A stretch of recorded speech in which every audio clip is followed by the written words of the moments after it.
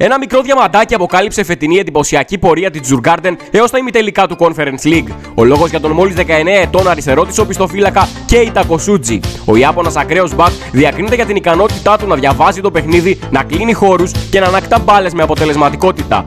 Γρήγορος, ευκίνητος, τεχνίτης με καλή ισορροπία και ικανότητα να καλύπτει μεγάλες αποστάσεις, εκμεταλλευόμενος πλήρως την εκρηκτική επιτάχυνση που διαθέτει.